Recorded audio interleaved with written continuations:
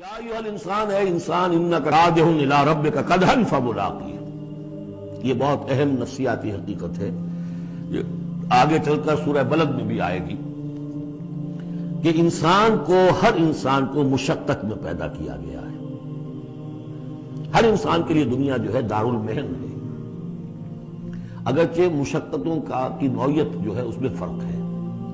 کسی کی جسمانی مشقت زیادہ ہے، وہ کسی چلائی ہے، اس نے اینٹیں ڈھوئی ہیں، ہل چلایا ہے، پھر وہ رات کو ایسا سوتا ہے کہ اس کو صبح کی خبر دیتا ہے، اسے اس وقت بے چینی کوئی نہیں ہوتی۔ کسی کی ذہنی ہے، مل کا مالک ہے، بیٹھا ہوا ہے، پرابلم ہے، وہ رات کو بھی پیچھا نہیں چھوڑتے وہ پرابلمز۔ پھر اسے ہپنوٹکس چاہیے، اسے کوئی اور سیڈیٹس چاہیے، کسی طرح کی چیزیں، اینٹی ڈپریسنٹس چاہیے۔ ساری جو آج دنیا میں سب سے بڑی مارکیٹ جو ہے میڈیسنز میں، وہ ان دوائیوں کی ہو چکی ہے امریکہ میں۔ جو سب سے مہنگی دوائیاں وہ یہ ہیں امراض ذہنی کی۔ کن کو ہوتے ہیں یہ؟ عام طور پر جن لوگوں کے ہاں ایفلوئنس ہے۔ تو معلوم ہے کہ ہر ایک کے لیے کوفت ہے۔ پھر یہ کہ کسی کو کوئی غم ہے، کسی کو کوئی غم ہے۔ عام آدمی یہ سمجھتا میں پیدل چل رہا ہوں، اس کے پاس سائیکل ہے، یہ بڑا اچھا ہے، بہت عمدہ ہے۔ اس سائیکل والے سے پوچھئے، اسے نظر آتا ہے کار پہ جاتا ہوا، اس کو اس کی جلن ہو رہی ہے۔ کار والا جو ہے وہ دیکھتا ہے کہ مجھ سے بہت زیادہ نئے ماڈل کی کار پہ گیا ہے، نئی کار پر ڈاٹا ہوا، اسے اس کی کوفت ہو رہی۔ تو کوفت اور یہاں پہ رنج اور محن، جس کو کہا ہے کہ قید حیات و بند غم اصل میں دونوں ایک ہیں، موت سے پہلے آدمی غم سے نجات پائے کیوں۔ اور معاملہ یہ ہے کہ موت پر بھی جب نجات نہ ملی، اب تو گھبرا کے یہ کہتے ہیں کہ مر جائیں گے، اور مر کے بھی چین نہ پایا تو کدھر جائیں گے۔ وہ جو اب جو گھبرا کے یہ کہتے ہیں، وہ تو بات آئے گی آپ کو سورہ بلد میں۔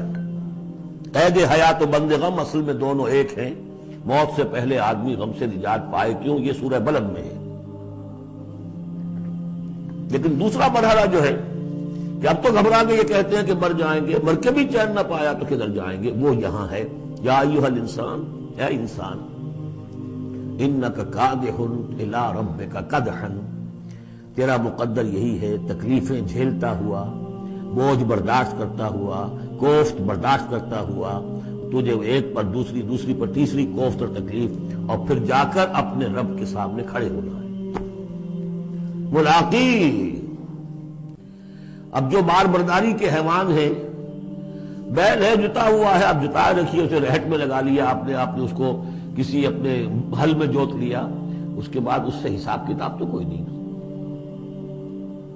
حضرت ابوبکر کہا کرتے تھے عجیب کیف کے عالم میں، کاش کہ میں ایک چڑیا ہوتا جو درختوں پر چہچہا رہی ہے، اس سے کوئی محاسبہ نہیں۔ کاش کہ میں گھاس کا ایک تنکا ہوتا جو جلا دی جاتی ہے، ختم ہو جاتی ہے، اس سے محاسبہ کوئی نہیں، پوچھ گچھ کوئی نہیں۔ یہاں ہے محاسبہ۔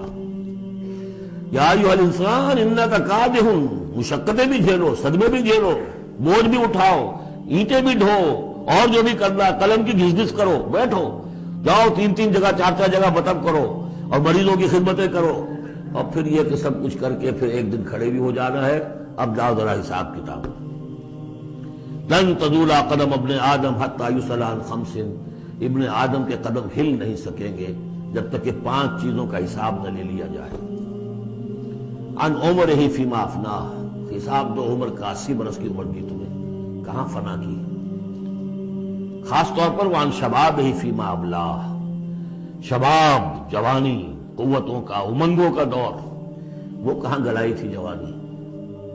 وعن مالہ من این اکتسبہ وفیما انفقہ، مال کا حساب دو، کہاں سے کمایا تھا، حلال سے کہ حرام سے، اور کہاں خرچ کیا تھا، عیاشیوں میں، عللوں تللوں میں، یا ادائے حقوق میں۔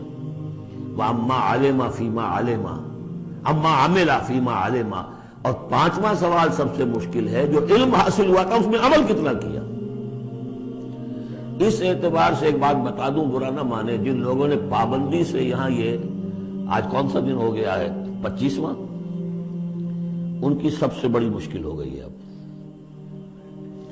سب سے بڑی مشکل اب ان کی ہے۔ اما عمل فیما علم، جو علم حاصل ہوا ہے اس میں عمل کا حساب کتاب ہوگا۔ وہ غریب جنہیں موقع ہی نہیں ملا، کبھی کوئی ایسی صورت ہی نہیں بنی کہ ان کے سامنے قرآن کی دعوت آ گئی ہو، ان کے پاس شاید کوئی نہ کوئی عذر ہو۔ ان کے عذر کا حصہ جائے گا ان پر جن کے ذمہ تھا کہ قرآن کی پہنچایا نہیں پہنچایا. لیکن یہ ہے کہ جن تک یہ بات پہنچ گئی انہیں سمجھ لینا چاہیے کہ بہت سخت ہے معاملہ. یا ایھا الانسان انک کادح الی ربک کدحا فملاقیہ فاما من اوتی کتابہ بیمینہ، تو وہ کہ جس کو دی جائے گی کتاب اس کے داہنے ہاتھ میں فسوف یحاسب حسابا یسیرا، تو اس سے تو لیا جائے گا بہت ہی ہلکا نرم حساب. وہ ہلکا اور نرم حساب کیا ہے؟ بخاری اور مسلم دونوں میں حضرت عائشہ سے روایت موجود ہے رضی اللہ تعالی عنہا، ينظر فی کتابہ ویتجاوز عن سیئاتہ وَأَمَّا مَن نُوقِشَ فِي الْحِسَابِ فَقَدْ هَلَكَ، یعنی حساب یسیریہ کی کتاب نہ اس کا دیکھ لیا جائے گا بس ایک نظر سے اور اس کی خطاؤں کو بخش دیا جائے گا. لیکن جس سے مناقشہ ہو گیا، جرا ہو گئی، وہ ہلاک ہو جائے گا. حساب یسیر یہ ہے، کوئی مناقشہ نہیں، کوئی جرا نہیں، اللہ تعالیٰ ان سے نرم معاملہ کرے گا.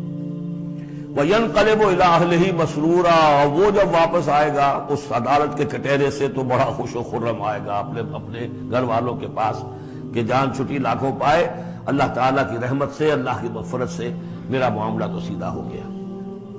لیکن اب اس کے برعکس کیا ہے؟ وَأَمَّا مَنْ أُوتِيَ كِتَابَهُ وَرَاءَ ظَهْرِهِ، اور وہ شخص جس کو دیا جائے گا اس کا اعمال نامہ اس کی پیٹھ کے پیچھے سے. وہ کیوں؟ دینا تو ہے بائیں ہاتھ میں، وہ بائیں ہاتھ پیچھے کر لے گا، میں لینا نہیں چاہتا تو وہاں پکڑا دیں گے. یہاں حاضر ہے وراء ظہرہ فسوف یدعو ثبورا، اب وہ موت طلب کرے گا، کسی طرح موت آ جائے، میں ختم ہو جاؤں، میں معدوم ہو جاؤں، میرا وجود نہ رہے. ویصلی سعیرا، لیکن وہ داخل ہوگا جہنم میں. انہ کان فی اہلہ مسرورا، بہت اہم ہے یہ مقام. وہ اپنے اہل و عیال میں بڑا خوش و خرم رہا ہے زندگی میں، دنیا میں، حرام سے دن بھر کی محنت کر کے.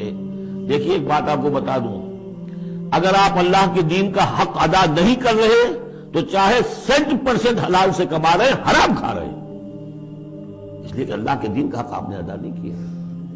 وہ جو غصب کیا جا رہا ہے اللہ کا حق، وہ کہاں جائے گا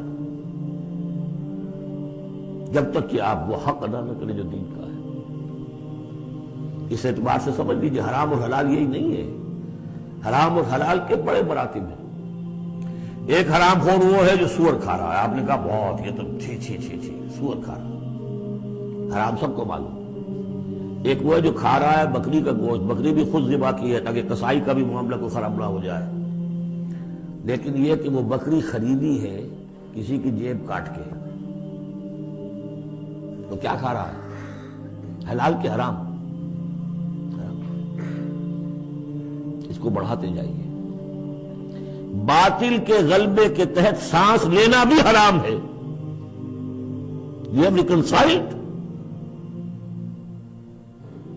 تم نے باطل کو تسلیم کر لیا، ذہن قلبن طاغوت کو تسلیم کر لیا ہے، تمہارا جینا حرام، تمہارا سانس حرام. الا یہ کہ تن من دھن، اپنی صلاحیتوں کا صرف منیمم رکھا جائے اپنے لیے اور میکسیمم جو ہے خرچ کر دیا جائے اس نظام کو بدلنے کے لیے، وہ اس کا کفارہ ہو جائے. ورنہ یہ کہ وہ آپ ناپ تول کر کے تو حلال کھا رہے ہیں، لیکن جس نظام باطل کی آپ چاکری کر رہے ہیں، جس کی ملازمت کر رہے ہیں، جسے سپورٹ کر رہے ہیں، بڑی تنخواہ ملی ہے، ورلڈ بینک کی کسی برانچ میں جو ہے مینیجر لگ گئے ہیں، کس نظام کو آپ چلا رہے ہیں؟ بہرحال وہ بات لمبی ہو جائے گی. لیکن وہ دنیا میں خوش و خرم تھا، اچھا کھلا رہا تھا، دودھ ملائی ربڑی اپنے بچوں کو، ہر وقت آ رہا ہے تو نئی چیزیں لے کر آ رہا ہے، ولایت سے آ رہا ہے تو ایک ایک بچے کو بلا کر تمہارے لیے یہ لایا ہوں، تمہارے لیے یہ لایا ہوں. وہ دنیا میں وہ خوشیاں لے آیا، اب یہاں کچھ نہیں ہے. وہ اللہ کا بندہ جو دنیا میں ڈرتا رہا، انا کنا فی اہلنا مشفقون، ہم تو ڈرتے تھے کیا ہوگا اللہ کے حضور میں روز کھڑا ہونا ہوگا. ان کے لیے یہاں آیا ینقلب الی اہلہ مسرورا، اب وہ لوٹے گا اللہ کی عدالت کے کٹہرے سے اپنے گھر والوں کی طرف تو خوش و خرم ہوگا. اور یہ جو ہے یہ دنیا میں خوش و خرم رہا تھا اپنے اہل و عیال میں. انہ کان فی اہلہ مسرورا انہ ظن ان لن یحور، اس کو گمان یہ ہو گیا تھا کہ لوٹ کر آنا نہیں ہے، ہمارے پاس آنا نہیں. بلا، کیوں نہیں؟ ان ربہ کان بہ بصیرا، یقیناً اس کا رب تو اسے دیکھ رہا تھا، ہر آن دیکھ رہا تھا، اس کی نگاہ میں تھا.